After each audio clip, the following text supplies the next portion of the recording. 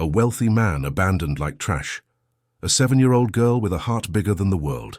When Marcus Wellington's own employees left him stranded at the airport, wheelchair-bound and helpless, everyone walked past, except little Lily. Her simple act of kindness unraveled a dark conspiracy that threatened everything Marcus had built. But could a child's pure heart be enough to save a broken man? And what secret connection bound them together, hidden in plain sight? The truth will leave you breathless. If you love stories of hope and unexpected heroes, hit that like button and tell us in the comments what you would have done in Lily's place. The fluorescent lights of Denver International Airport buzzed overhead as Marcus Wellington sat motionless in his wheelchair, watching the last of his so-called trusted team disappear through the sliding glass doors. His assistant, Richard, hadn't even looked back. None of them had. They'd simply left. 20 minutes ago, Richard had said he was going to grab the car. Then came the text, "We're done covering for you. Good luck, Marcus." His hands trembled slightly as he gripped the armrests of his chair. Not from fear. Marcus Wellington didn't do fear. The trembling came from something darker, something that had been building for months. Rage. Cold, calculated rage that had nowhere to go in a body that no longer obeyed him below the waist. 2 years. It had been exactly 2 years since the accident. 2 years since the charity gala, where a drunk driver plowed through the valet stand, crushing Marcus's spine and stealing his ability to walk. But it hadn't stolen his mind, his fortune, or his company. Those he'd held onto with an iron grip. Until today, apparently, when the vultures had finally decided to pick the bones. Around him, travelers rushed past with their rolling suitcases and distracted expressions, phones pressed to their ears, earbuds drowning out the world. Not one person looked at him. Not really. He was just another piece of airport furniture, slightly inconvenient, easily ignored. The irony wasn't lost on Marcus. A year ago, people would have recognized him. Marcus Wellington, tech entrepreneur, philanthropist, the man who'd built Wellington Industries from a college dorm room into a $3 billion empire. Now, he was invisible. His phone buzzed. Another text from Richard. "The board meeting is tomorrow. We'll be voting on your removal as CEO. Mental incompetence due to obvious depression and erratic behavior. My lawyer says it's a clean case. Don't bother fighting it." Mental incompetence. Marcus's jaw clenched. They'd been planning this. All of them. How long? Months. Since the accident. He thought about Victoria, his CFO who'd brought him coffee every morning, and asked about his physical therapy. About James, his head of security, who'd sworn loyalty after 15 years. About Richard, his executive assistant, who'd been with him since the beginning. All of them traitors. "Mister, are you okay?" The voice was small, high-pitched, concerned.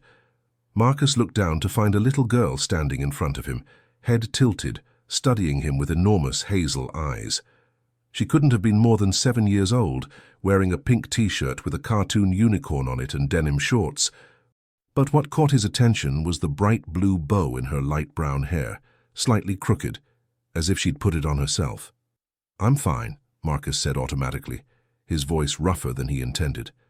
"Shouldn't you be with your parents?" "My mom's in the bathroom line. It's really long." The girl didn't move. Instead, she stepped closer, her small face scrunching up with worry. "You look sad, and you're all alone. That's not okay." Something in Marcus's chest twisted uncomfortably. When was the last time someone had looked at him like that? With genuine concern, not pity. With warmth, not calculation. "I'm waiting for someone," he lied. "Who?" She asked it so simply, so directly, that Marcus found himself without an answer. The girl seemed to sense this. She nodded as if confirming something to herself, then did something that made Marcus's breath catch. She reached out and patted his hand, where it gripped the wheelchair's armrest. Her fingers were tiny, warm, impossibly gentle. "It's okay," she said softly. "I'll wait with you until they come. Nobody should be alone in airports. They're too big and scary." Marcus stared at this child, this complete stranger, who'd decided his well-being mattered. "What's your name?" he heard himself ask. "Lily Harper. I'm 7 3/4. What's yours?" "Marcus." He didn't add the last name. What would be the point? Do you need help, Marcus? Because I'm really good at helping. My mom says I have a helper's heart. Lily smiled, revealing a missing front tooth. One time, I helped Mrs. Chen from next door carry all her groceries when her hands were full. She gave me cookies. Despite everything, Marcus felt the corner of his mouth twitch. That was kind of you. Mom says kindness is the most important thing, more important than being rich or smart or pretty. Lily looked around the terminal. Where's your suitcase? Did your person take it? The question was innocent, but it struck like a blade. Yes, Marcus admitted. They took everything. Lily's eyes widened with indignation. That's stealing. You should tell the police. She looked around as if searching for an officer. It's complicated. Grown-ups always say that when they mean something's unfair, but they can't fix it. Lily crossed her small arms. My dad left when I was 4. Mom said it was complicated too, but really he just didn't want to be a dad anymore. She said it matter-of-factly, but Marcus caught the flicker of old hurt in her eyes. Before Marcus could respond, a woman's voice called out, Lily Harper, what did I tell you about wandering off? A woman in her mid-30s hurried toward them, her face flushed with worry. She wore scrubs, medical scrubs, Marcus noted, with cartoon characters on them. Her light brown hair was pulled back in a messy ponytail, and she carried an overstuffed tote bag that looked ready to burst. She looked exhausted, the kind of bone-deep tired that came from too many shifts and not enough sleep. I didn't wander, Mom. I found someone who needs help. Lily pointed at Marcus with the pride of someone who'd discovered treasure. The woman's eyes landed on Marcus, and he watched the progression of emotions cross her face, surprise, concern, and then something like embarrassment. I'm so sorry if she bothered you. Lily has this thing about helping everyone she meets. She reached for her daughter's hand. Come on, sweetie, this man probably has people coming for him. He doesn't, Lily said simply. His people left him. They took his suitcase and everything. That's mean, right, Mum? The woman's eyes snapped back to Marcus, really looking at him this time. He watched her take in the expensive watch, the designer clothes, the high-end wheelchair, and the complete lack of anyone else nearby. Her expression shifted from embarrassment to confusion to something Marcus couldn't quite read. Is that true? She asked him directly, her voice softer. Marcus had spent 2 years carefully maintaining his pride, his dignity, his appearance of having everything under control. But sitting there in that airport, abandoned by everyone he'd trusted, with this child's small hand still resting on his, and her mother's concerned eyes on him, something cracked. Yes, he said simply. It's true. The woman exchanged a glance with her daughter, some silent communication passing between them. Then she sighed, shifted her bag and said, I'm Sarah Harper, registered nurse, single mother, and apparently now involved in whatever this situation is. She looked at Marcus with a directness that reminded him of Lily. Do you have somewhere to go? Someone we can call? Marcus thought about his empty penthouse in downtown Denver, the one Richard had the security codes to. Thought about his office at Wellington Industries, where his so-called team was probably already boxing up his belongings. Thought about the board meeting tomorrow where they'd vote him out of his own company. No, he admitted. It was the first time he'd said it out loud. I don't. Sarah Harper studied him for a long moment, then made a decision that would change all of their lives. Well then, she said, in the tone of someone about to do something possibly foolish but definitely necessary. I finish my shift at the hospital at 6. Our apartment isn't fancy, but we have a couch. Lily grabbed that side of his wheelchair. Let's get this man somewhere safe while we figure out what's really going on here. And just like that, Marcus Wellington, billionaire, abandoned CEO, and broken man, found himself being rescued by a 7-year-old girl with a blue bow in her hair and her tired, kind-hearted mother. He didn't know it yet, but this was the beginning of the most important chapter of his life, and the conspiracy he'd just begun to uncover. It went deeper than he ever imagined, with roots that stretched back further than his accident, all the way to a secret that would connect him to this little girl in ways none of them could have predicted. Sarah Harper's 12-year-old Honda Civic had seen better days. The passenger seat squeaked every time Marcus shifted his weight, trying to find a comfortable position. His wheelchair was folded in the trunk, secured with bungee cords that Lily had insisted on helping attach, her small face serious with concentration. Now the girl sat in the back seat, humming softly to herself and swinging her legs. "I should probably mention," Sarah said as she navigated through Denver traffic, "that helping strangers isn't usually my style. I'm actually pretty cautious." She glanced at him briefly before returning her eyes to the road. "But Lily has this way of seeing through to people's hearts, and if she trusts you, well, her instincts have been better than mine before." Marcus watched the city pass by through the window. He'd lived in Denver for 15 years, but couldn't remember the last time he'd seen it from this angle, at this speed, in this kind of car. His world had been penthouse views and town cars with privacy glass. "I appreciate the risk you're taking."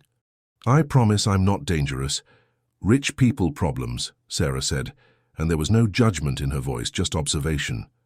"That's what this is, isn't it? The kind where the people around you want something you have?" "Something like that." Marcus pulled out his phone, staring at the string of messages, more from Richard, one from Victoria. They weren't even pretending anymore.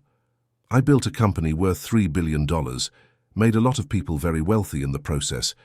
Then I had an accident 2 years ago, and suddenly I became a liability instead of an asset." "The wheelchair," Sarah said quietly. "The wheelchair," Marcus confirmed. "They think because I can't walk, I can't lead. They think I'm vulnerable, easy to manipulate. They've been slowly positioning themselves to take control." "But you're not easy to manipulate." It wasn't a question. Sarah pulled into the parking lot of a modest apartment complex, the kind that had been built in the 70s and just barely maintained since. "Which is why they abandoned you at the airport. They're trying to break me down mentally. Make it look like I'm incompetent, depressed, unable to handle the stress of running a company." Marcus felt the anger rising again. "Tomorrow they're calling a board meeting to vote me out as CEO." Sarah parked and turned to face him fully. In the late afternoon light, he could see the lines around her eyes, the evidence of too many night shifts and early mornings, but her eyes themselves were sharp, intelligent, assessing. "So what's your plan?" The question caught him off guard. Not "what are you going to do, Wanda," but "what's your plan?" As if she already assumed he had one, that he wasn't giving up. Marcus realized he'd spent the last hour feeling sorry for himself when he should have been strategizing. "I need to get evidence of what they're planning. I need to prove they've been embezzling or committing fraud, something concrete that will destroy their credibility before tomorrow's meeting." Marcus ran a hand through his hair.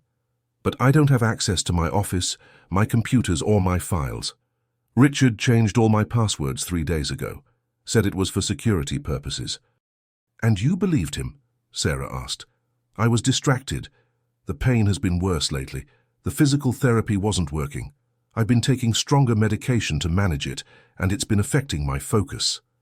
Marcus hated admitting weakness, but something about Sarah's direct gaze made honesty feel necessary. "They used my own physical limitations against me." "Mom," Lily's voice piped up from the back seat, "can Marcus stay in my room? I can sleep on the couch." Sarah smiled at her daughter through the rearview mirror. "We'll figure something out, baby. Let's get inside first."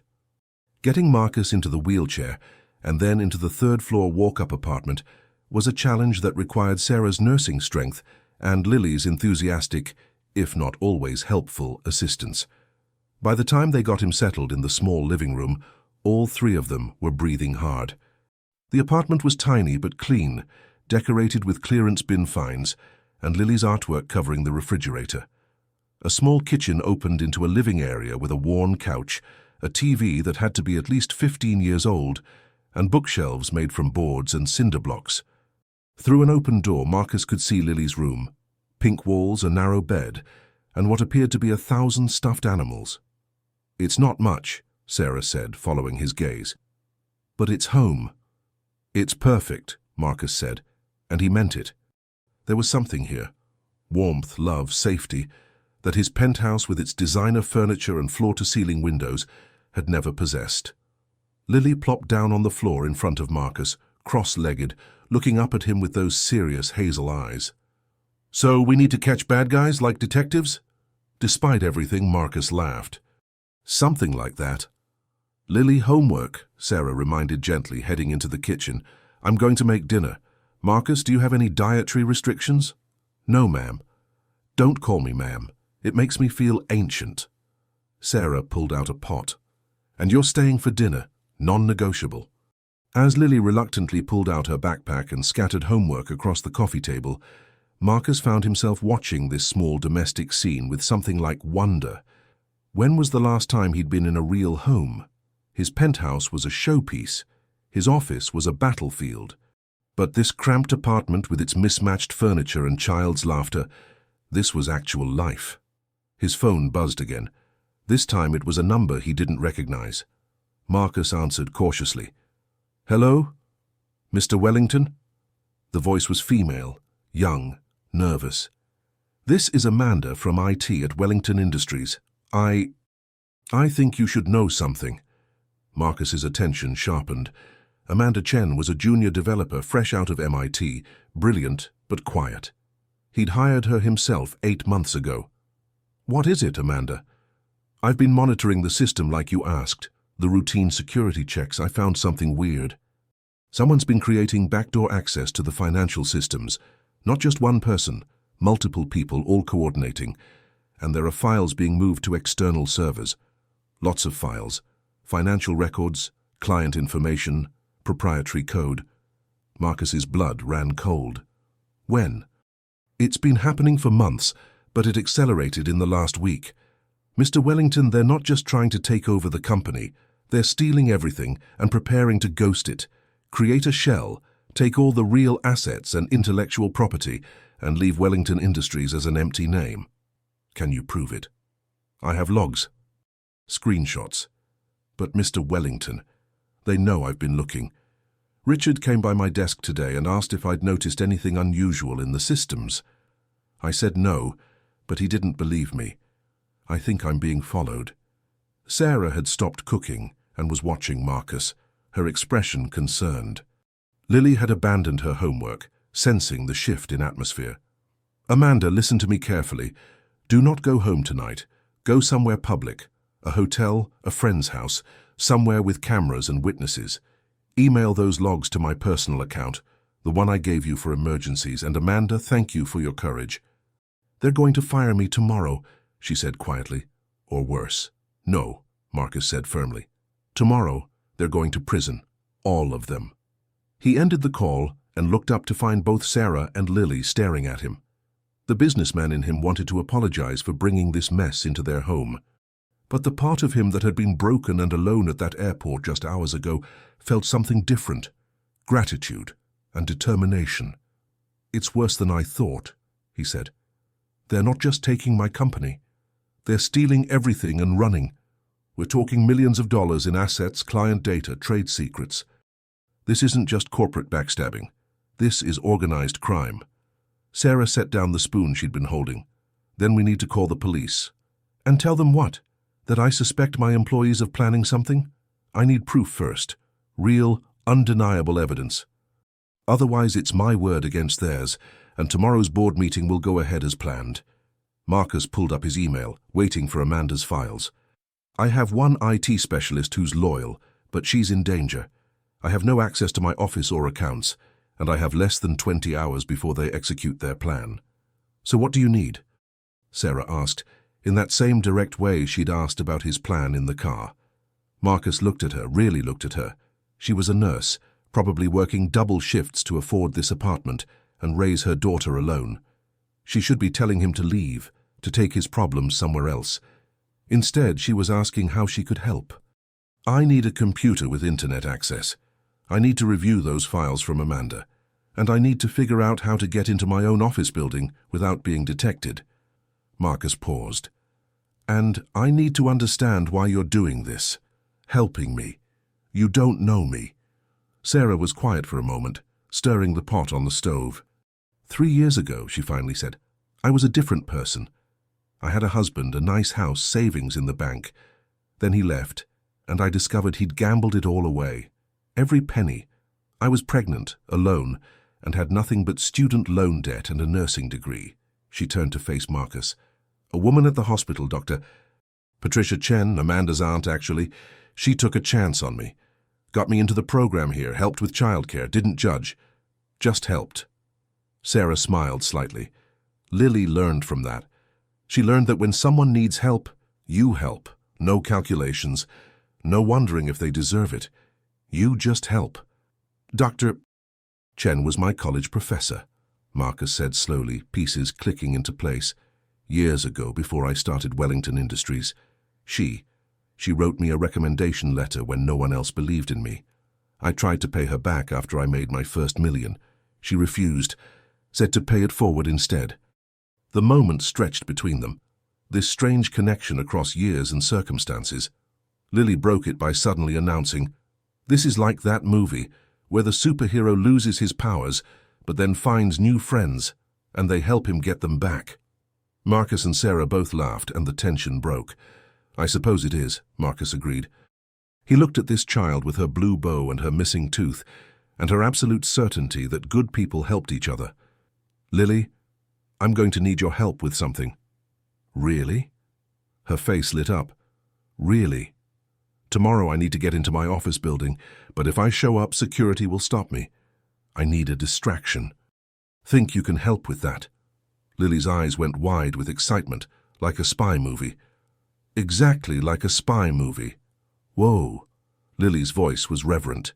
Then she squared her small shoulders, suddenly looking very serious and very much like her mother. "I can do it. What do you need?" As Marcus began to explain his preliminary plan, Sarah served dinner, simple pasta and salad, but it tasted better than any five-star meal Marcus had eaten in years. They ate at the small kitchen table, Lily bouncing with excitement, Sarah asking sharp questions that helped refine the plan, and Marcus feeling something he hadn't felt in 2 years: hope. His phone buzzed with Amanda's email. The files started downloading. As Marcus opened the first document, his expression darkened. It was worse than he'd thought. Much worse. The theft wasn't millions, it was approaching $1 billion, and the conspiracy involved people he'd never suspected, including someone he'd considered his closest friend. "Marcus?" Sarah's voice was concerned. "What is it?" He looked up at her, then at Lily, who was drawing something on her homework paper. What looked like a little girl and a man in a wheelchair fighting robots. "They didn't just steal from the company," Marcus said quietly. "They stole from the charitable foundation too. The one that funds children's hospitals, scholarship programs, medical research." He felt sick. They stole from sick kids, from families who needed help. Sarah's face hardened in a way that made Marcus suddenly glad she was on his side. "Then we make sure they pay for every penny." "Every penny," Lily echoed seriously, not fully understanding but sensing the weight of the moment. Outside, the sun was setting over Denver. In a penthouse across the city, Richard and Victoria were probably celebrating. In their minds, they'd already won. Marcus Wellington was neutralized, isolated, broken. Tomorrow's board meeting would be a formality. But they'd made one critical mistake. They'd assumed that taking away Marcus's company, his staff, his access and his mobility meant taking away his power. They'd forgotten that real power didn't come from bank accounts or corner offices. It came from the people who stood beside you when everything else was gone. And Marcus had just found 2 people, a 7-year-old girl with a helper's heart and her fierce, kind mother, who had no idea how to quit. Tomorrow, the real battle would begin. But tonight, in this small apartment with its mismatched furniture and walls covered in a child's dreams, Marcus Wellington started planning the greatest comeback of his life. And this time, he wouldn't be alone. Sarah's laptop was old, the kind that took 5 minutes to boot up and made concerning whirring noises, but it worked. Marcus sat at the small kitchen table at 2 in the morning, the glow of the screen reflected in his tired eyes, scrolling through Amanda's files with growing disbelief. The apartment was quiet. Sarah had gone to bed an hour ago. She had the early shift at the hospital, 6 a.m. start, but not before setting up the couch with blankets and pillows for Marcus. Lily had fallen asleep on the floor next to his wheelchair around 10 p.m., her homework abandoned, a purple crayon still clutched in her hand. Sarah had carried her to bed without waking her. Now Marcus was alone with the evidence of his employee's betrayal, and it was staggering in its scope and calculation. This wasn't a sudden, opportunistic grab. This had been planned for over a year, maybe longer. Every file he opened revealed another layer of deception. Richard had created a mirror company, Wellington Tech Solutions, 6 months ago. Gradually, Wellington Industries' biggest clients had been redirected there, told it was a subsidiary, a natural expansion. But the money went into different accounts. Accounts Richard controlled. Victoria had been cooking the books masterfully, showing steady, if unspectacular, profits, while siphoning millions into offshore accounts. The forensic accountant Marcus had hired 3 months ago to review the finances paid off.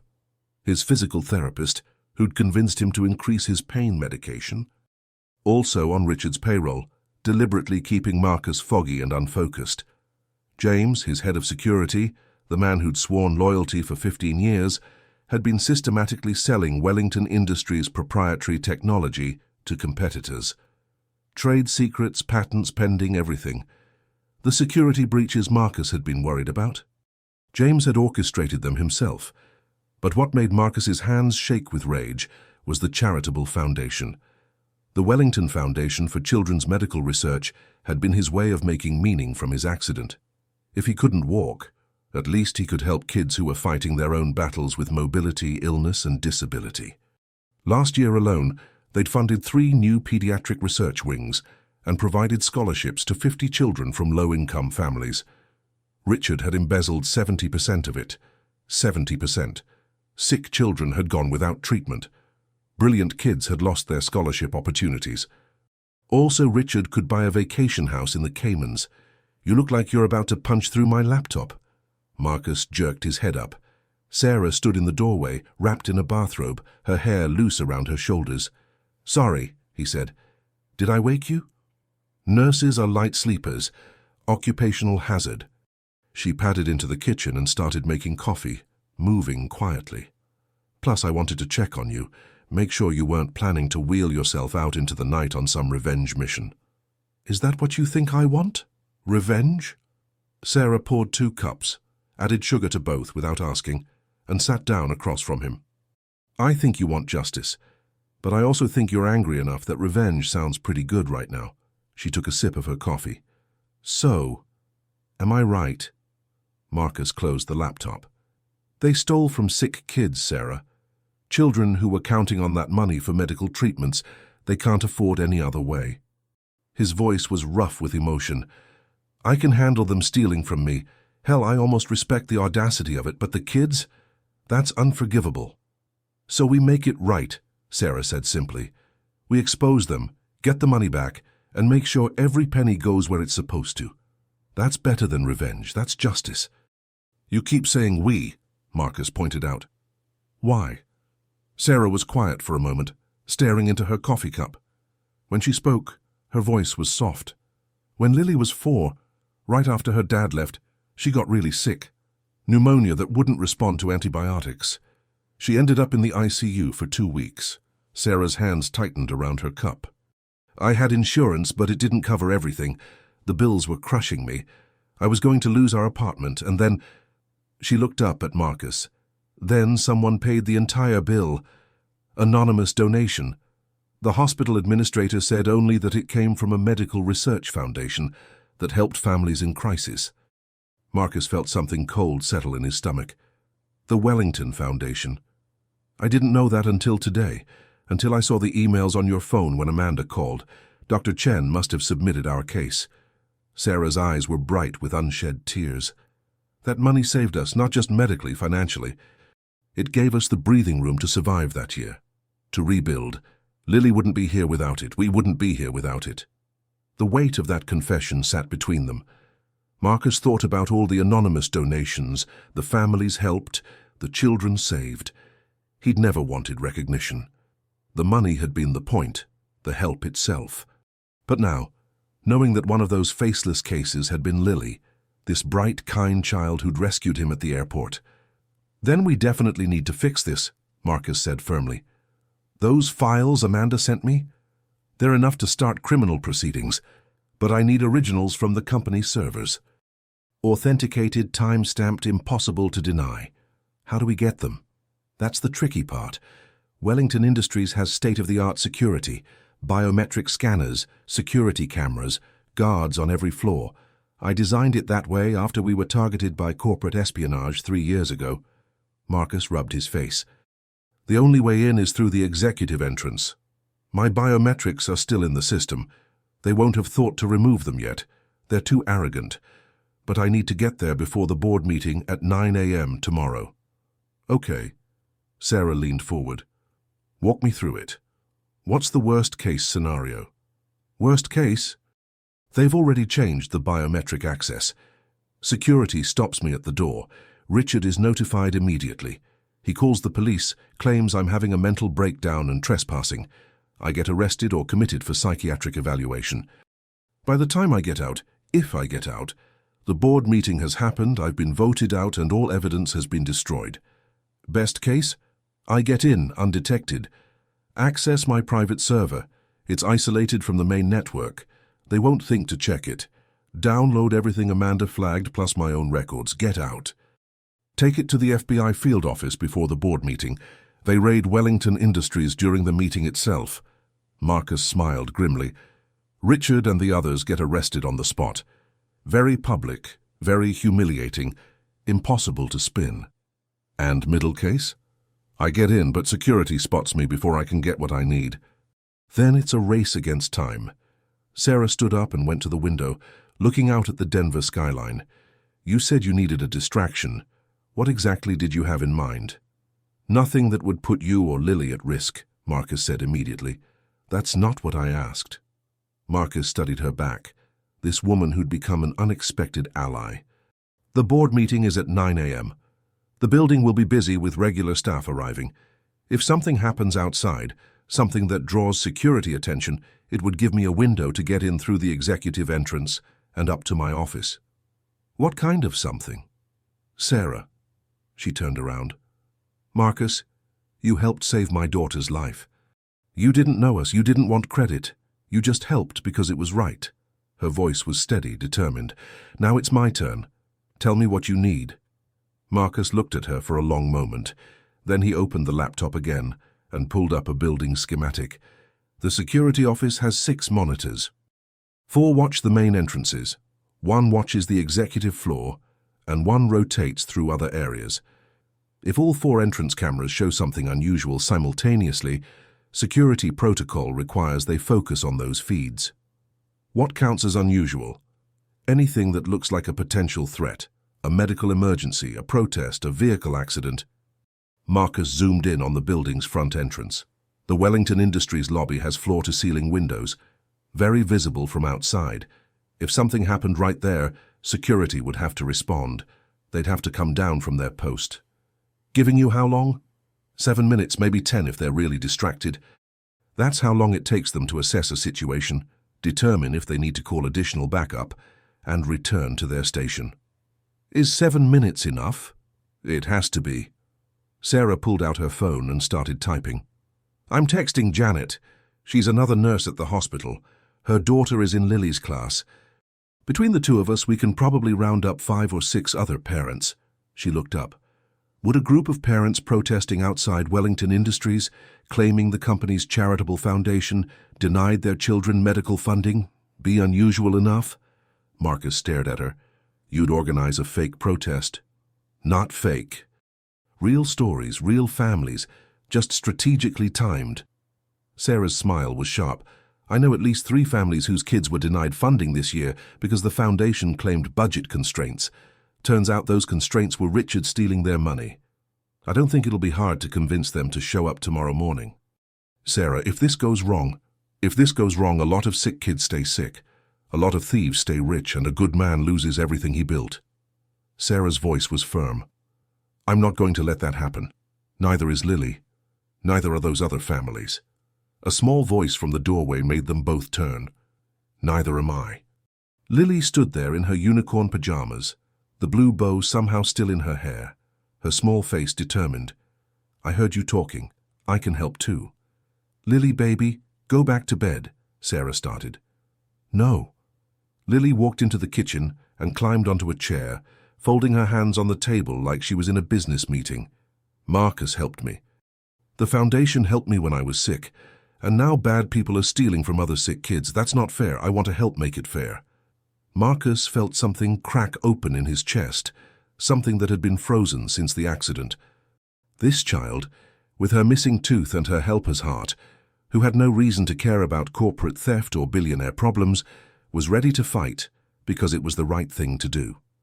"Lily," he said gently, "what you did yesterday at the airport, helping me when no one else would, that was the bravest thing anyone has ever done for me. You don't need to do anything else." "But I want to," Lily insisted. She looked at her mother, then back at Marcus. "You said you needed a distraction. Kids are really good at distractions. Adults always pay attention when kids are around." She wasn't wrong. Marcus glanced at Sarah, who looked torn between pride in her daughter's courage and fear for her safety. "What exactly are you proposing?" he asked Lily. Lily's face brightened. She grabbed a piece of paper and a crayon and started drawing. "See, if Mom and the other grown-ups are here." She drew stick figures in front of a building. "And I'm here." She drew a small figure to the side.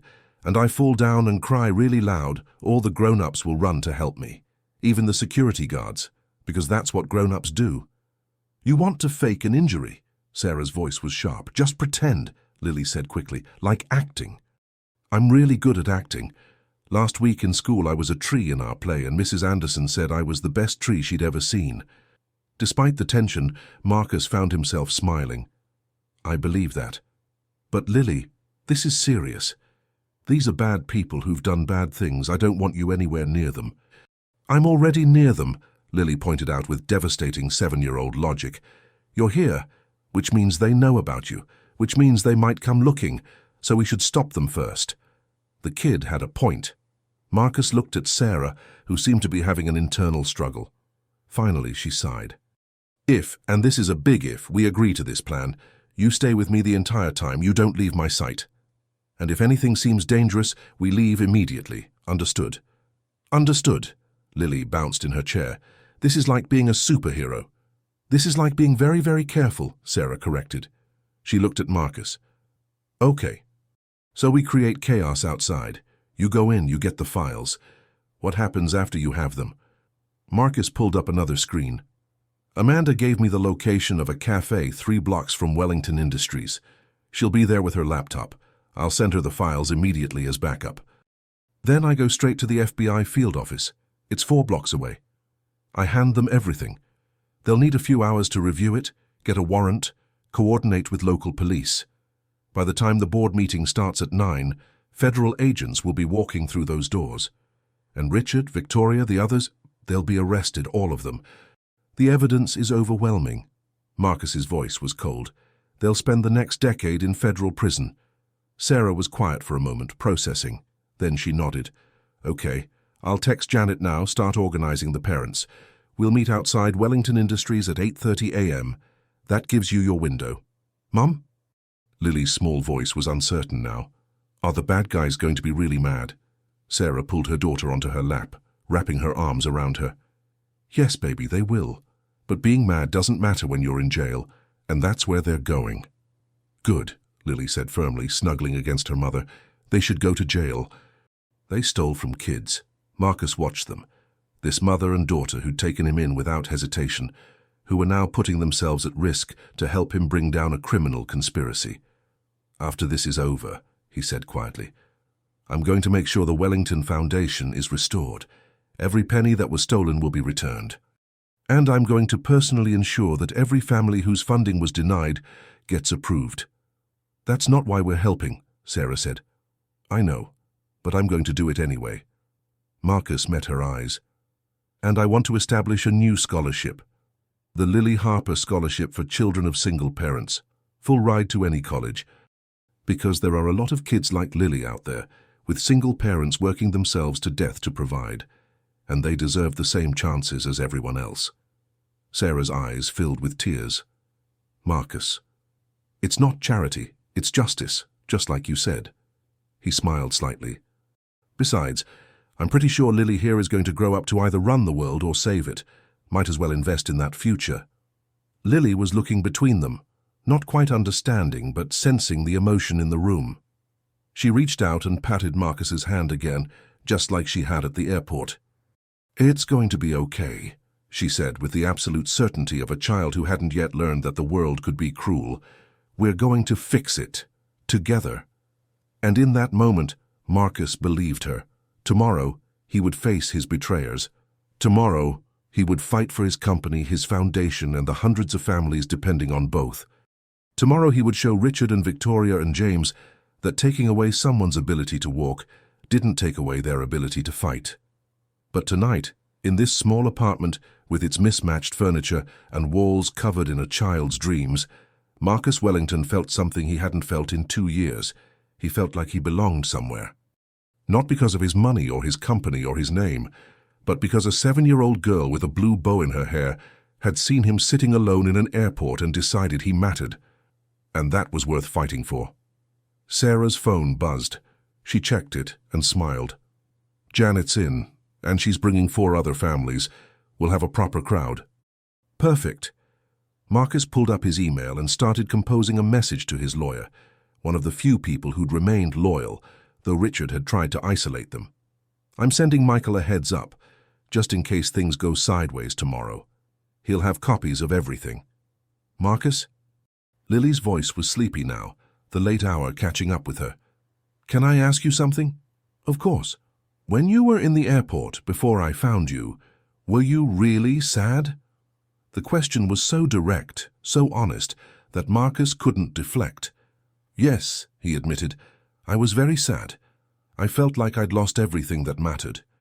"But you didn't lose everything," Lily pointed out. "You just lost the bad stuff, the people who were mean. And now you found us, and we're good.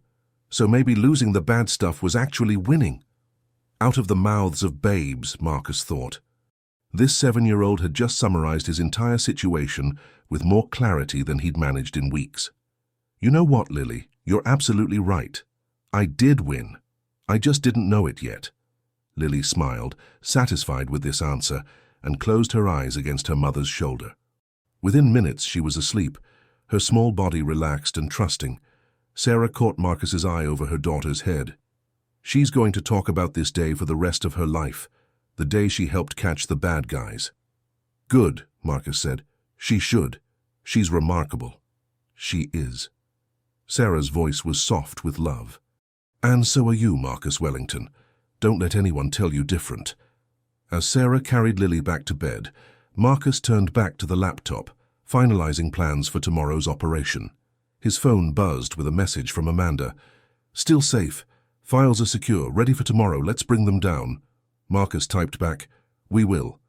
Thank you for your courage." Then he opened one more file, the original charter for the Wellington Foundation for Children's Medical Research. He'd written it himself, 2 months after his accident, when the pain had been overwhelming and the future had looked impossibly bleak. He'd needed a reason to keep going, a purpose beyond just surviving. The first line read, "Every child deserves a chance to live, to thrive, to dream. No child should suffer because of circumstances beyond their control. This foundation exists to level the playing field, to give hope where there was none, to transform tears into triumph." Lily Harper had been one of those children. And now, in a strange twist of fate, she was helping to save the very foundation that had saved her. Tomorrow, Marcus would fight. But tonight, he allowed himself to feel something other than rage or grief. He felt hope and determination. And something else, something he hadn't felt in a very long time. He felt like he was exactly where he was supposed to be. The battle was coming. But for the first time since the accident, Marcus Wellington wasn't facing it alone. He had allies. He had a plan. And he had a 7-year-old girl with a blue bow in her hair who believed absolutely and completely that good people always won in the end. He intended to prove her right. The morning arrived with that particular quality of light Denver residents recognized, crisp, golden, promising consequence. Marcus had managed 90 minutes of restless sleep on Sarah's pull-out couch, his mind too wired to fully shut down. Every time he closed his eyes, he saw Richard's face, Victoria's calculated smile, James's cold efficiency. Now, at 7:45 a.m., they sat in Sarah's Honda Civic 3 blocks from Wellington Industries. Marcus could feel his heart hammering against his ribs. His hands gripped the wheelchair's armrests with enough force that his knuckles had gone white. "You're going to wear a hole in your pants if you keep fidgeting," Sarah observed from the driver's seat. She was dressed in nursing scrubs, hair pulled back in a neat ponytail. She looked calm, collected, ready. Marcus envied that composure. In the back seat, Lily sat perfectly still, unusually for her. The child who normally couldn't sit still was motionless, her blue bow freshly positioned, wearing the same pink unicorn shirt from the airport. "It's my lucky shirt," she'd explained with 7-year-old certainty. "I was wearing it when I met Marcus." "I'm not fidgeting," Marcus lied. "I'm mentally preparing." "You're terrified," Sarah said gently. "That's normal. This is scary. But Marcus," she placed her hand on his, "you've got this. You built that company. You know every inch of that building, and we've got your back. We've got your back." Lily echoed, pumping her fist with determination. Marcus checked his phone. 7:46 a.m. Amanda had texted at 7, "At the daily grind. Laptop ready. Good luck, Mr. Wellington. Change the world." Messages from Sarah's network had been steady since 6:30. Janet would be there with Emma and 3 other mothers. Patricia was bringing families whose children had been denied funding. Maria had recruited her sister and brother-in-law. 15 adults total, 8 children. "Janet just texted," Sarah said. "They're in position. They've got signs. Some are genuinely angry. Families who trusted the foundation and got nothing." "Good," Marcus said. "Their anger is justified. A few reporters showed up too," Sarah added. "Patricia's son works in journalism. Perfect. The more cameras, the better." Marcus felt satisfaction cut through anxiety. "It's 7:50, Sarah announced. "We should move." They'd scouted extensively using Google Maps. Sarah would park 2 blocks away. They'd wheel Marcus to within half a block of the executive entrance, the east side entrance most employees didn't know existed. The entrance Marcus had designed, complete with biometric security that should still recognize him. Should. That word kept him awake. Sarah parked, and together they got Marcus into his wheelchair. Lily helped, her small hands steady as she positioned footrests. They made an odd trio, woman in scrubs, man in expensive wheelchair, 7-year-old in a unicorn shirt. "Remember the signal," Sarah said as they approached. "When you see me wave my red scarf, that means security is distracted. You'll have your window." 7 to 10 minutes, Marcus confirmed. "And if something goes wrong, I abort, I get out, we regroup." Marcus looked at her. "I'm not taking stupid risks, not when I have something worth protecting now." Her eyes softened. "Good. Because Lily and I are getting attached to you." "Very inconvenient if you got arrested," Lily agreed solemnly. They turned the corner. Wellington Industries appeared. 52 floors of steel and glass reaching toward the Denver sky. Marcus had designed this building, been involved in every decision. As they approached, Marcus saw the crowd gathering. 15, 20 people holding signs. "Wellington Foundation failed my daughter. Where did our children's money go? Sick kids need help, not empty promises." Janet Williamson stood at the center, organizing with military efficiency. When she spotted Sarah, she hurried over. "We're ready," Janet said quietly. "Maria's daughter died last year because the foundation denied funding. She's ready to make noise." "I'm sorry," Marcus said. "That never should have happened." Janet looked at him steadily. "Sarah said you had nothing to do with it, that you were stolen from, too." "That's correct, and I'm going to fix it today." Janet studied him, then nodded. "Let's destroy these bastards." Sarah explained the plan. At 8:15, they'd begin protesting in earnest. Lily would position herself near the lobby windows. When the moment was right, she'd fall and cry out, drawing additional attention. 15 minutes, Janet confirmed. Sarah knelt before Lily. "Baby, are you sure you want to do this?" Lily shook her head firmly. "I'm sure, Mama, this is important. Those bad people hurt kids like me." "You're the bravest person I know," Sarah said, pulling her into a hug. Lily turned to Marcus and took his hand.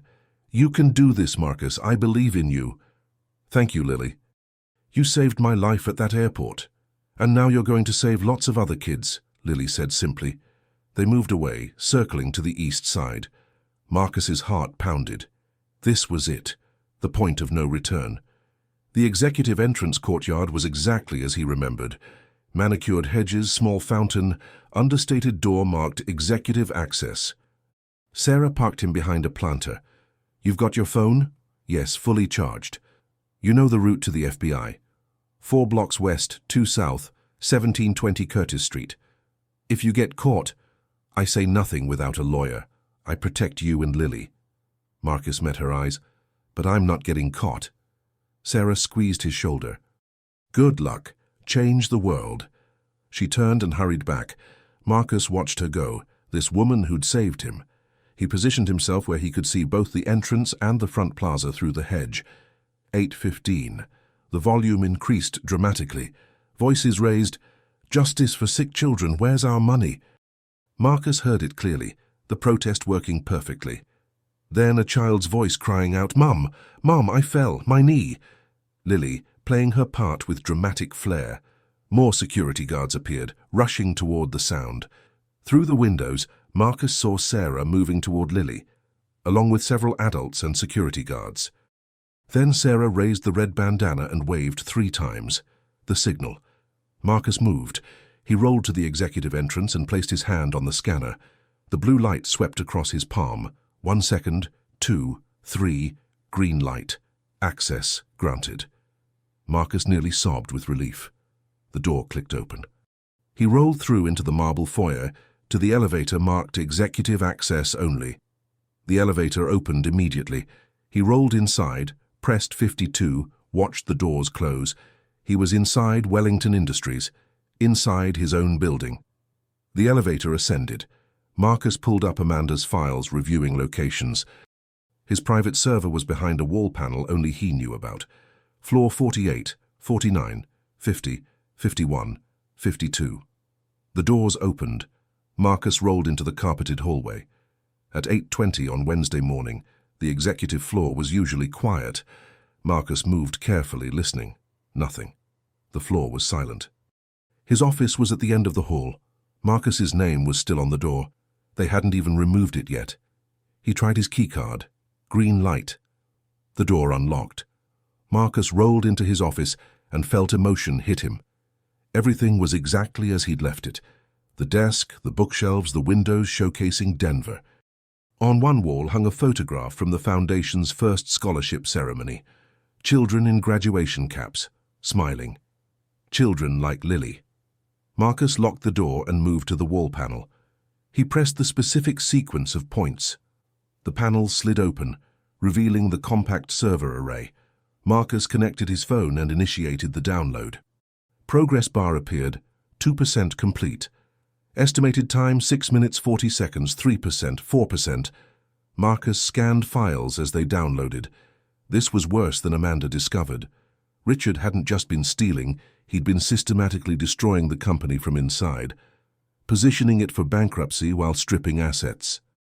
7%, 8%. A sound in the hallway, footsteps coming closer. No, not now. Marcus disconnected his phone. 9% downloaded, better than nothing. He closed the panel just as his door handle rattled. "Marcus? Marcus Wellington, are you in there?" Richard's voice through the door. "I know you're there. Your biometrics triggered an alert." "Of course." Marcus cursed himself. "Open the door, Marcus," Richard continued. "We can talk about this like adults." Marcus calculated. Richard was alone. But Richard had keys, master access. If Marcus didn't open it, Richard would unlock it himself. The window? No. But the executive floor had a service exit. "Marcus, I'm giving you one last chance," Richard called. "We've been friends for 15 years. We can work this out." The audacity, calling Marcus the bad guy after stealing $1 billion. Marcus heard a keycard sliding through the lock. Richard was coming in. Marcus moved fast. As Richard pushed the door open, Marcus shoved past him at full speed, using the wheelchair's momentum to knock Richard off balance. Richard stumbled backward, and Marcus burst into the hallway. "Stop him!" Richard yelled. "Security! Executive floor! Intruder!" But security was downstairs. Marcus raced down the hallway, wheelchair moving faster than Richard could follow. 2 years of physical therapy meant powerful arms. He reached the service exit and slammed through into the stairwell. The service elevator was here. Maintenance crews used it. Marcus hit the call button. Behind him, Richard burst through the stairwell door, shouting into his phone. The elevator dinged.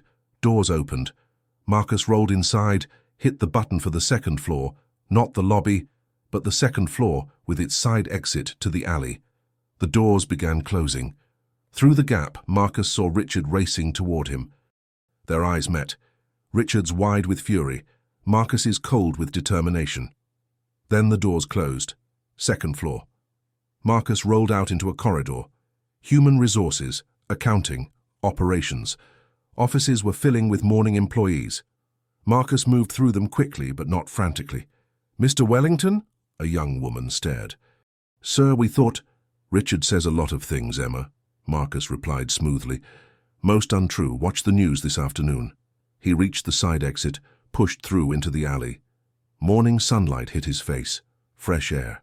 Freedom. Marcus pulled out his phone and texted Sarah, "Out." Her response came instantly. "Thank God." "Rally point?" Marcus texted back, "Brewhouse, 10 minutes." Then he called Amanda. "Mr. Wellington?" She answered immediately. "Are you okay? Did you get the files?"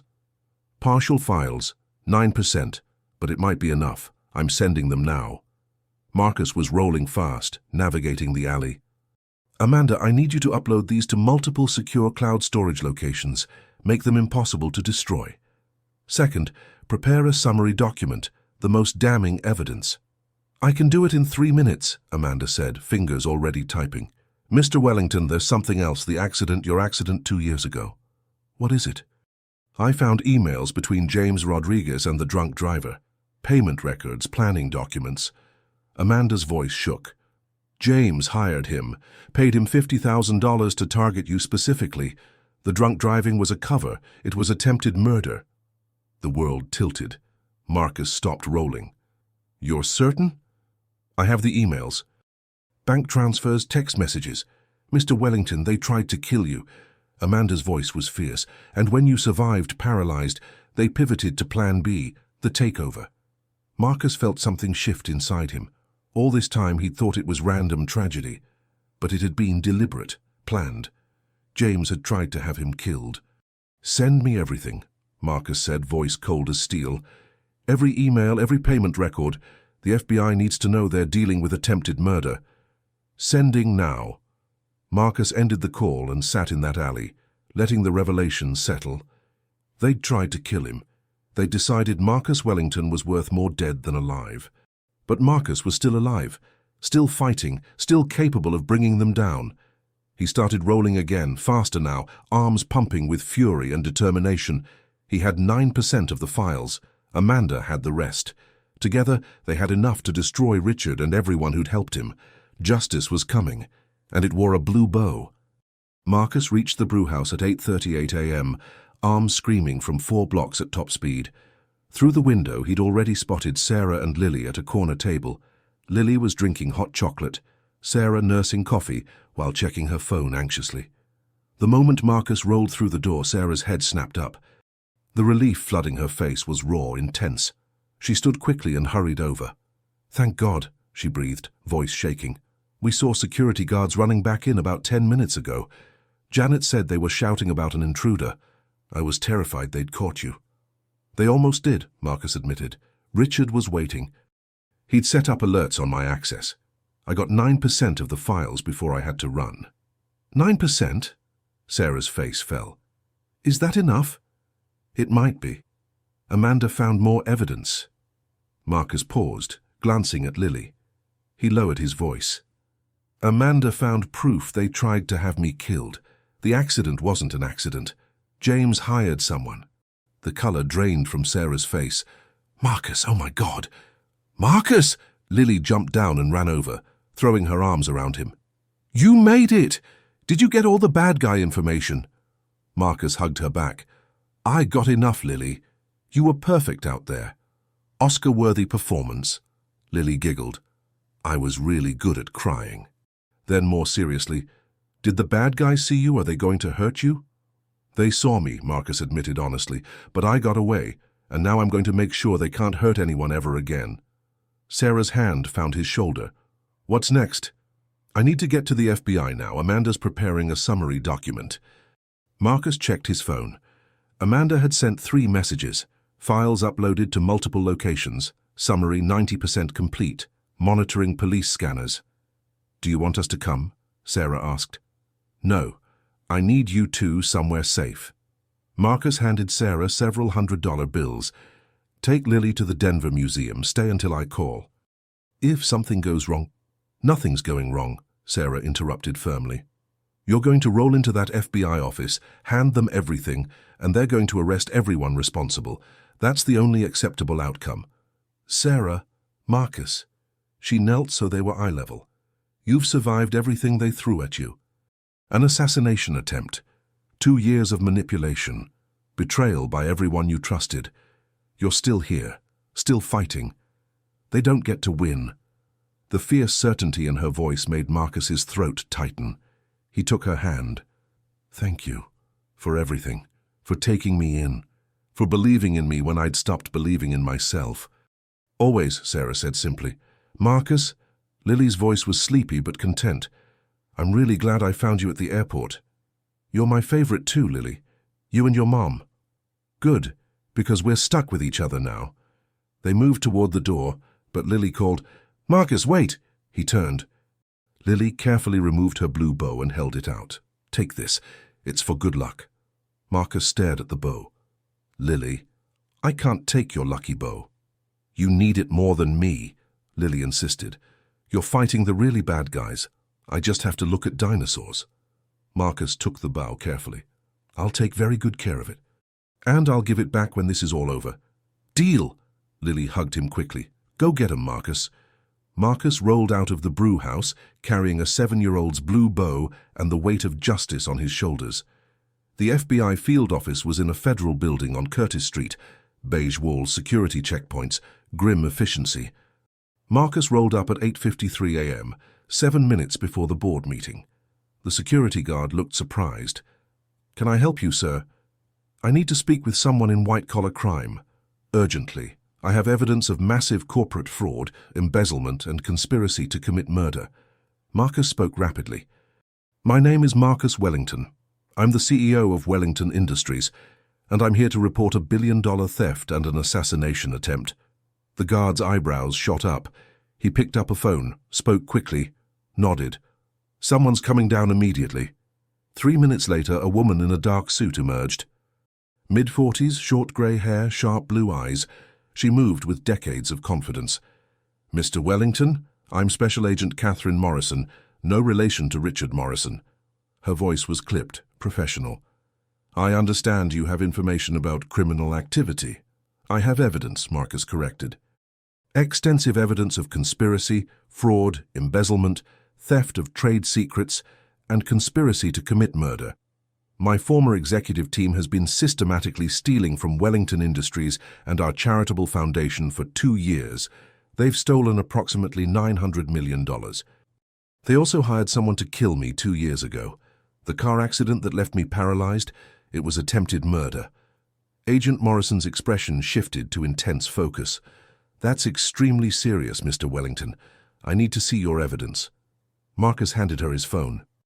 It's here, and my IT specialist has comprehensive files ready to send immediately. He gave Amanda's number. Summary. Richard Morrison created shell companies to redirect clients and siphon money.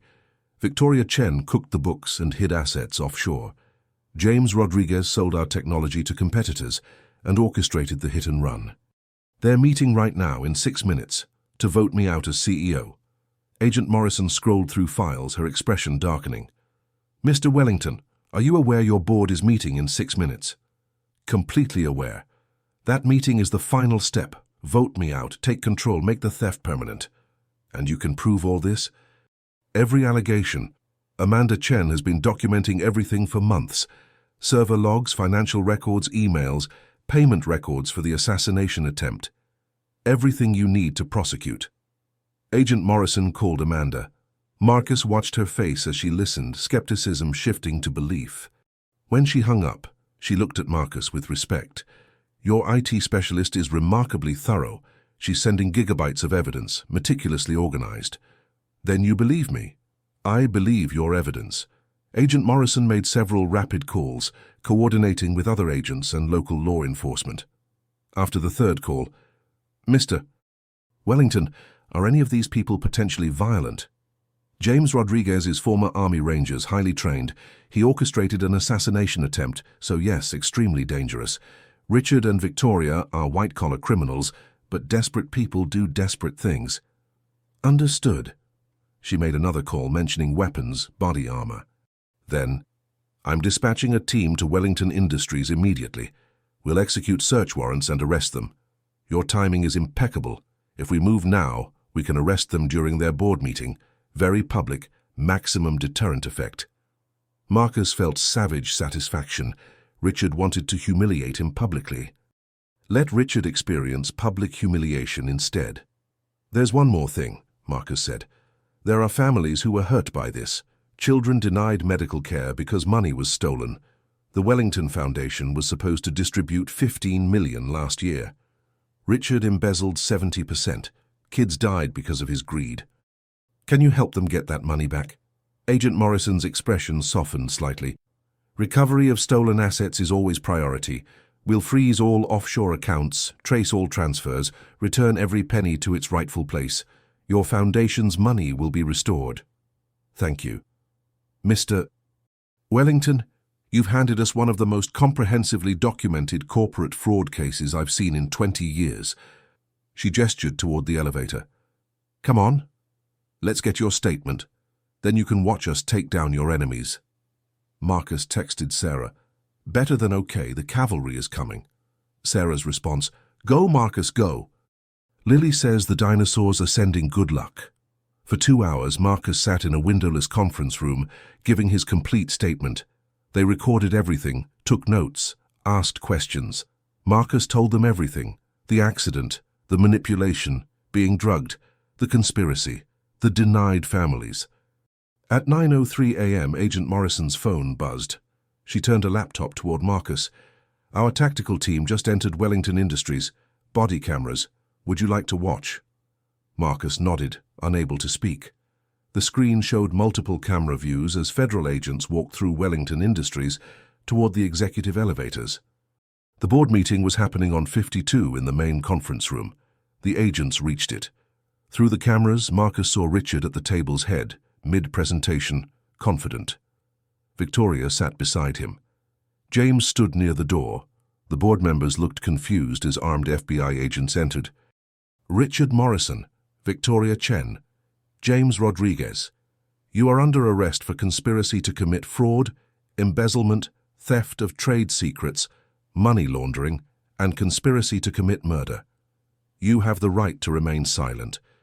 Marcus watched Richard being handcuffed. The man who'd been his closest friend for 15 years led away in restraints, watched Victoria try to run, 3 steps before an agent caught her, watched James reach for something, probably a weapon, and watched 3 agents take him down face first, zip-tied within seconds. 3 minutes to dismantle a 2-year conspiracy.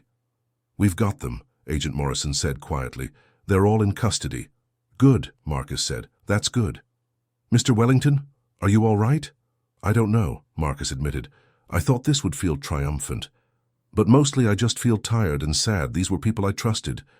That's completely normal, Agent Morrison said gently. Betrayal by people we trust is one of the most painful experiences. You're allowed to grieve what you've lost. Marcus's phone rang. Sarah. Marcus? Is it done? It's done. They're all in custody. The FBI has everything. The Foundation's money will be recovered. He heard Sarah's breath catch. You did it. Oh my God, Marcus, you actually did it. We did it. You, me, Lily, Amanda, Janet, and all those families. We all did it together. Lily wants to talk to you. Marcus. Lily's voice was bright and triumphant. Mom says you got all the bad guys. Are they going to jail forever? A very long time, Lily. At least 10 years, probably 15 or 20. And every penny they stole is going back to the families. Good. They deserved it. They were mean to sick kids. You're right about that. Lily, I still have your blue bow. It brought me excellent luck. You can keep it a little longer, Lily offered generously. But I'm going to want it back eventually. I'll take very good care of it, I promise. At 12:30, Agent Morrison finally released him. "We'll be in touch if we need anything else, but you've given us everything we need. Thank you for your courage." "I'm not ashamed," Marcus said firmly. "I was a victim. The shame belongs to the people who betrayed trust." "Exactly right," Agent Morrison agreed. "And Mr. Wellington, off the record, I'm glad you're okay. What they did was monstrous. You deserve justice." Marcus left the FBI building and called a rideshare. While waiting, he stood on the street in his wheelchair, feeling the autumn sun, feeling the weight begin to lift. The rideshare arrived, a wheelchair-accessible van. Marcus gave the address, Denver Museum of Nature and Science. Time to get his family. He found them in the dinosaur exhibit beneath a Tyrannosaurus Rex. Lily spotted him first and came running. "Marcus, you're back!" She threw herself at him. "Did you put all the bad guys in jail?" "Lily, gentle," Sarah called, following. "I got them," Marcus confirmed. "Every single one. They're all in custody, going to prison for a very long time." "Good," Lily declared. "Can we celebrate with ice cream now?" "4 flavors is going to make you sick," Sarah warned. "Worth it," Lily declared. They left the museum together, this unlikely family bound by crisis and kindness. Outside, Denver sparkled in afternoon sun, oblivious to the drama. The city continued its rhythm, unaware that a billion-dollar conspiracy had been exposed, that justice had prevailed. But Marcus Wellington knew, Sarah Harper knew, and Lily knew that sometimes the world worked exactly as it should. Sometimes good people helped each other. Sometimes bad guys went to jail. Sometimes broken things got fixed. Tomorrow Marcus would start rebuilding. Tomorrow he'd begin restoring the foundation and helping the families. Tomorrow he'd face the media and the board. But today he was getting ice cream with a 7-year-old and her remarkable mother. Today he was celebrating being alive, being free, being surrounded by people who loved him. The blue bow had brought him the best kind of luck, the kind that looked like love. 6 months later, on a bright April morning that felt like promise, Marcus Wellington stood at the front of a crowded conference room in the newly renovated Wellington Foundation headquarters. Well, stood wasn't precisely accurate. He was in his wheelchair, positioned at a podium designed to accommodate him. But metaphorically, Marcus Wellington was standing taller than he had in years. The room was filled with hope made visible. 50 families had gathered for the Foundation's first major scholarship and funding ceremony since the restructuring. The walls were decorated with children's artwork, rockets reaching toward stars, doctors healing patients, teachers inspiring students. Every piece represented a child given a chance they wouldn't have had otherwise. Lily Harper's drawing held pride of place near the entrance. She'd drawn a stick figure family, a man in a wheelchair, a woman with a stethoscope, and a small girl with a blue bow. They were holding hands, standing in front of a building labeled Helping Place. She'd titled it The Helpers in wobbly letters, and underneath, "These are the people who make sad things happy again." Sarah Harper, now Sarah Harper Wellington, as of 2 months ago, though she'd kept her name hyphenated, stood beside Marcus. She looked confident in a navy suit, every inch the executive director. But when their eyes met, he saw the same woman who'd taken him in when he had nothing. Lily sat in the front row, 8 years old now and missing different teeth. Her blue bow was perfectly positioned, the same bow she'd loaned Marcus that morning. Next to her sat Dr. Patricia Chen, whose advocacy had saved Lily twice and whose philosophy had created ripples that ultimately saved Marcus. "Ladies and gentlemen," Marcus began, voice steady and strong. 6 months ago, this foundation was broken. Money supposed to help children had been stolen. Families desperately needing assistance were turned away because of greed disguised as budget constraints. The organization I'd created to make a difference had become a tool for exploitation. He paused, watching faces, some angry, some hopeful, all listening. But today represents not just a new beginning, but complete transformation. Today we're announcing 52 full scholarships for children from single-parent households. Marcus gestured to a board displaying names and photos. Every scholarship covers tuition, books, housing, everything needed to succeed. College, university, trade school, whatever path chosen. No restrictions except maintaining reasonable academic progress. The room erupted in applause. Marcus saw parents crying, teenagers stunned, younger siblings beaming. We're also providing immediate medical funding for 38 families whose children need treatments they can't afford, Sarah added. Cancer treatments, surgeries, experimental therapies, specialized equipment, whatever is medically necessary. No more denials, no more families choosing between their child's life and financial ruin. More applause, louder now. Marcus saw Maria Santos in the third row, the woman whose daughter had died because Richard embezzled the funding. She was holding her son, Carlos, 5 years old, healthy after the heart surgery the Restored Foundation funded 3 months ago. Maria was crying tears of gratitude mixed with grief. And finally, Marcus continued, voice harder, we're establishing permanent oversight protocols to ensure this can never happen again. Every dollar accounted for. Every decision documented and reviewed by an independent board, regular audits, complete transparency. The people who betrayed your trust are serving lengthy prison sentences, and we're making certain no one can ever do that again. The applause was thunderous. Marcus waited for it to subside. The people responsible are in prison. Richard Morrison is serving 18 years. Victoria Chen got 15. James Rodriguez received 25 years, including additional time for conspiracy to commit murder. Every penny stolen has been recovered and returned, and every family wrongfully denied is being contacted and offered help. After the ceremony, as families lined up for scholarship letters and funding approvals, Maria Santos approached with Carlos. Mr. Wellington? Her voice was soft but steady. I wanted to thank you personally for saving my son. Miss Santos, I'm just glad we could help, Marcus said. I'm sorry we couldn't help Sophia. You didn't fail me, Maria said firmly. Richard Morrison failed me. You? When you found out, you didn't make excuses. You exposed them. You made sure they went to prison. You recovered the money, and because of that, Carlos got his surgery. You saved my boy's life. Carlos looked at Marcus with enormous brown eyes. Thank you for fixing my heart, he said simply. It works really good now. I can run fast. Marcus felt his throat tighten. You're very welcome, Carlos. I'm glad your heart works perfectly. Mr. Wellington? Carlos tugged his mother's hand. Why are you in a wheelchair? Carlos, Maria flushed. We don't ask. It's okay, Marcus interrupted gently. He looked at Carlos seriously. I was in an accident 2 years ago. A car hit me and hurt my back really badly, and now my legs don't work. But my arms work great, and my brain works, and my heart works, so I can still do important things, like saving kids, Carlos said, nodding solemnly. That's the most important thing. Exactly, that's the most important thing. After they moved on, Sarah appeared at Marcus's side, slipping her hand into his. The wedding ring, simple platinum with blue sapphire the color of Lily's bow, caught the light. That was beautiful, she said quietly. You're going to be an amazing father.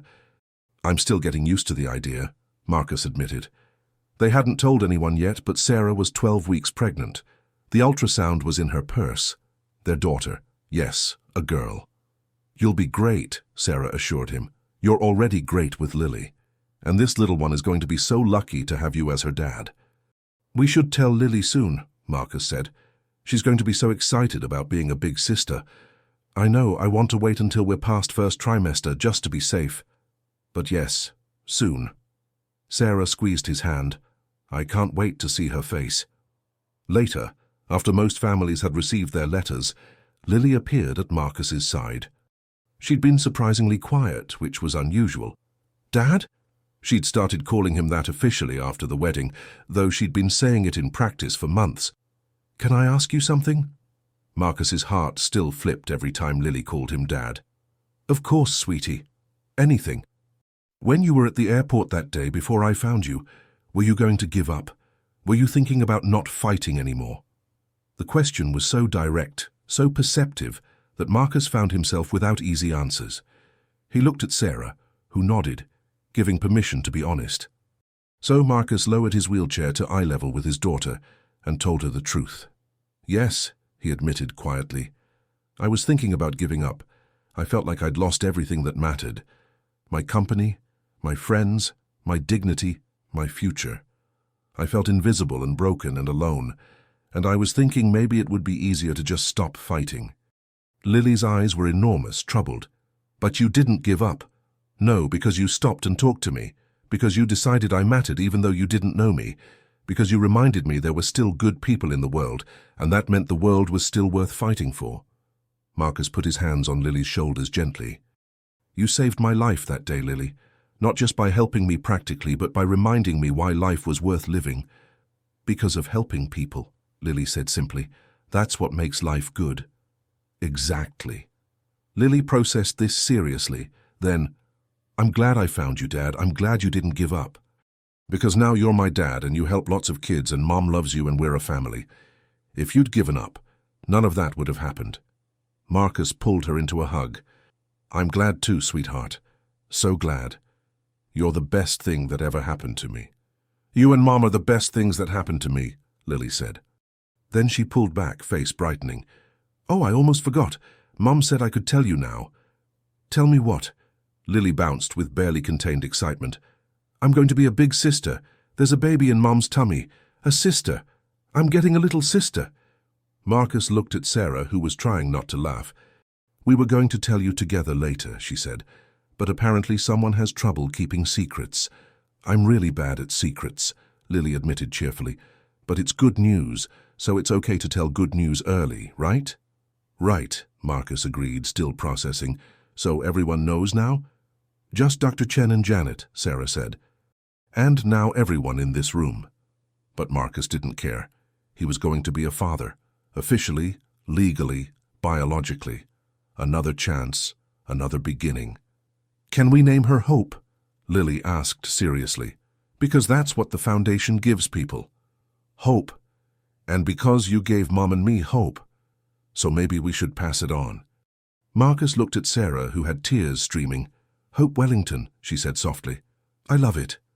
Hope Wellington, Marcus repeated, feeling it settle into his heart. It's perfect. As the ceremony concluded, Dr. Patricia Chen approached. She was in her late 60s, hair completely silver, eyes sharp and kind. She looked at Marcus, Sarah, Lily, and Sarah's stomach where hope was growing, and smiled with deep satisfaction. Look at what we've built, she said quietly, all of us together.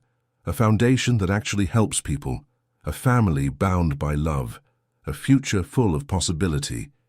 She turned to Marcus. I knew you'd do something remarkable, Marcus. Even when you were my student, and everyone thought you were just another kid with a crazy idea.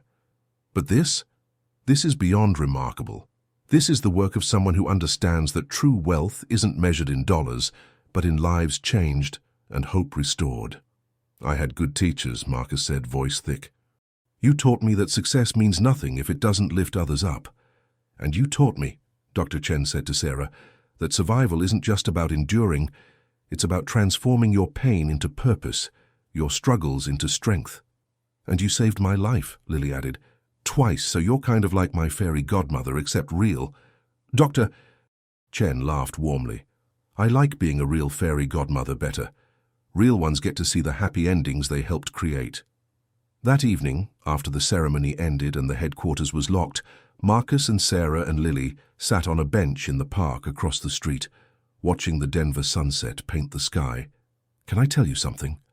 Marcus said quietly. Something I just figured out. What? Sarah asked, leaning against his shoulder. That day at the airport when Richard abandoned me, I thought it was the worst day of my life. Rock bottom. But if that hadn't happened, I never would have met you, Lily. You never would have stopped to help. And none of this would have happened. So you're glad they were mean? Lily asked, confused. No, what they did was terrible. But sometimes the worst things lead to the best things. Sometimes we have to lose everything to find what actually matters. Like losing can be winning, Lily said, remembering. You lost the bad stuff so you could find the good stuff. Exactly like that. Sarah lifted Marcus's hand and kissed it. I'm glad you lost the bad stuff. I'm glad you found us. Me too. Best loss of my life. They sat in comfortable silence, watching the sun sink lower. Finally, Sarah said, I have something to tell you too, something Dr. Chen told me today. What? Remember how she submitted my application for Lily's medical funding years ago? She told me something I didn't know. Sarah paused. She said when she was fighting Richard to get it approved, you asked her why she was advocating so hard for one specific case. And she told you about me, about my husband leaving, the debt, how I was drowning. She said you approved the funding immediately, didn't hesitate. And then you told her, people helped me when I had nothing. It's time to pay it forward. Marcus nodded slowly, remembering. Marcus, you saved Lily's life, you saved my life. Years before we met, before you knew us, you helped us when you had no reason to, when there was nothing in it for you except knowing you'd done the right thing. Marcus felt his throat tighten. I'm glad I could help. That's what the foundation was always supposed to do. No, you don't understand. Sarah turned to face him. When Lily found you at that airport, that wasn't random chance, that wasn't coincidence. It was the universe completing a circle. You saved us first. And then, when you needed saving, Lily was there to save you back. We found each other because we were always meant to. Because kindness creates these ripples that travel forward through time, connecting people who need to be connected. Marcus looked at Lily and understood Sarah was right. This wasn't coincidence. This was the universe operating exactly as it should. I think Dr. Chen was right about something else, Marcus said quietly. She used to tell me that the purpose of wealth wasn't to accumulate more wealth. It was to create opportunities for others, to be a force for good, to use what you have to lift up people struggling. She's very wise, Sarah agreed. She is. And I spent too many years forgetting that. I got caught up in building my empire, being successful, being powerful. I forgot that none of that actually matters. Marcus looked at his wife and daughter. This matters. Family matters. Helping people matters. Love matters. Everything else is just noise. Just noise, Lily repeated, liking that. Then she yawned hugely. I'm tired. Can we go home now? Yeah, baby, let's go home. Sarah stood, then paused. Actually, which home? Your penthouse or our apartment? Marcus had been staying at the apartment more and more. He'd started buying a house big enough for all three of them, something with ramps and wide doorways and a yard. But that wouldn't be ready for months. The apartment, Marcus decided. That's where we became a family, that's home. Sarah smiled, understanding exactly. The apartment it is. They made their way to Sarah's car. Marcus had offered to buy her a new one dozens of times, but she stubbornly insisted her Honda Civic was perfectly fine and had character. They got Marcus's wheelchair secured, Lily settled in back, and began the drive across Denver as the last light faded and the city's lights began to sparkle. As they drove, Lily started humming, the same tune from that first day. Marcus realized it was from one of her favorite movies, something about believing in magic. Hey, Marcus. Lily's voice was sleepy but content. Yeah? I'm really glad I found you at the airport. You're my favorite person ever. Well, you and Mom. You're my favorite too, Lily. You and your mom. My two favorite people in the whole world. Good. Because we're stuck with each other now. That's how families work. Stuck with each other, Marcus repeated, smiling. I can't think of anything better. Sarah reached over and took his hand. Me neither. They drove through Denver's streets, this unlikely family bound together by crisis and kindness and blue bows and fate. Behind them, Wellington Industries stood tall, no longer a monument to one man's ambition, but headquarters of a company rebuilt with integrity. The foundation's new building glowed with warm light, ready to welcome families in crisis. And in a federal prison somewhere in Colorado, Richard Morrison sat in a cell, serving year 1 of 18, probably still unable to understand how his perfect plan had fallen apart, how the broken man he'd abandoned had somehow risen and destroyed him, how underestimating someone in a wheelchair had been the biggest mistake of his life. But Marcus Wellington wasn't thinking about Richard. He was thinking about the woman beside him who'd agreed to be his wife, about the child in the back seat who'd saved his life with nothing but kindness, about the families they'd help tomorrow and the next day, about the daughter growing in Sarah's womb who'd be named Hope. He was thinking about how sometimes you have to lose everything to find what really matters, how sometimes the worst days lead to the best days, how sometimes salvation comes in the form of a 7-year-old girl who sees you when everyone else looks away. Marcus Wellington had spent 2 years thinking his life was over, that the accident had taken everything. But he'd been wrong. The accident hadn't ended his life. It had been the beginning of the most important chapter, where he learned that true strength had nothing to do with walking or wealth or power, and everything to do with the people who stood beside you. As they pulled into the apartment complex, Lily suddenly said, "Mom, Marcus, when you get married, that means Marcus is going to be my dad, right?" "Like officially?" Marcus felt his heart stop. They'd talked about adoption procedures, but they'd planned to have a serious conversation about it first. "If you want me to be," Marcus said carefully. "Only if that's something you want, Lily. I would be honored, but you don't have to call me that if you don't want to." Lily was quiet for a long moment. Then she walked over, climbed onto Marcus's lap and said very seriously, "I think I want to call you Dad. My other dad left and he doesn't count anymore. But you stayed. You helped us. You're part of our family. So yeah, you're my dad now." And just like that, Marcus Wellington broke down completely. He pulled this remarkable child close and cried into her hair, overwhelmed by the gift she'd just given him.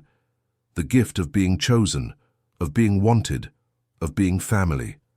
"I love you, Lily," he whispered. "So much."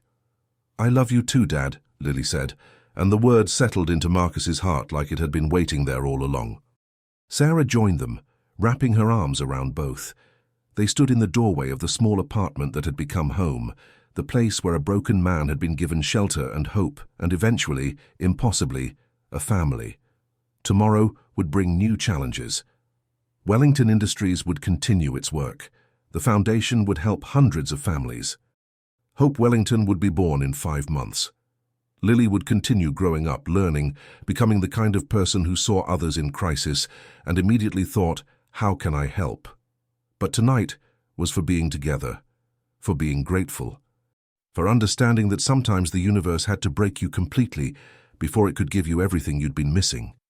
Marcus Wellington had lost his mobility, his company, his trust, nearly his life.